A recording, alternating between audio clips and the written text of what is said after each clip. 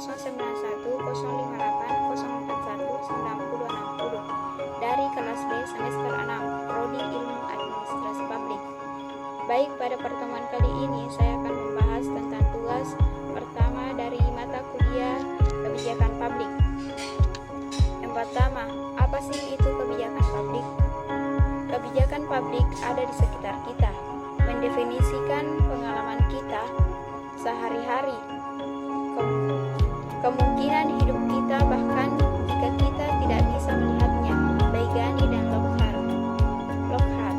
Artinya, sebagai bagian dari warga sistem politik dunia dan sekaligus bagian dari peradaban masyarakat modern itu, kita akan senantiasa bersentuhan dengan kebijakan publik itu, entah itu pada skala lokal, regional, nasional, atau bahkan global.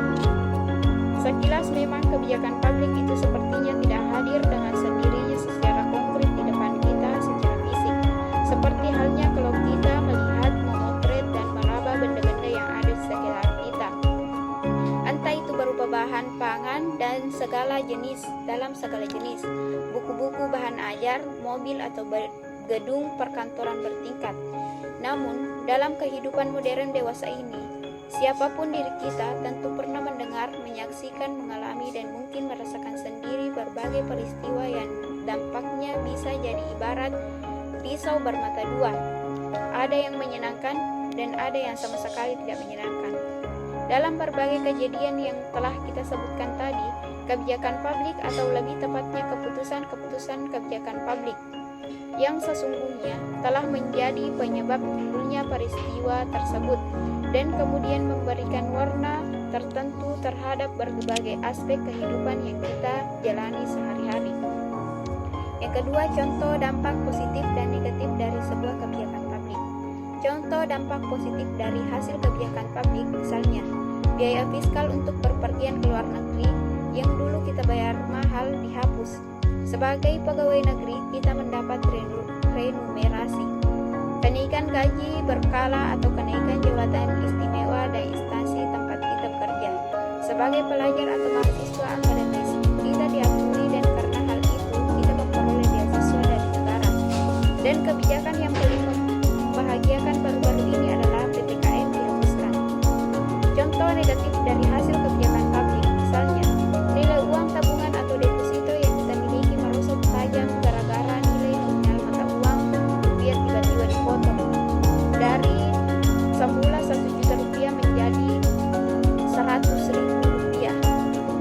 Kita harus merogoh kocek lebih dalam karena ongkos transportasi umum tiba-tiba naik, harga minyak tiba-tiba naik, pemadaman listrik makin sering dilakukan secara bergilir, barang-barang konsumsi tertentu dari produk-produk asing membanjiri pasar domestik, menggusur produk-produk lokal.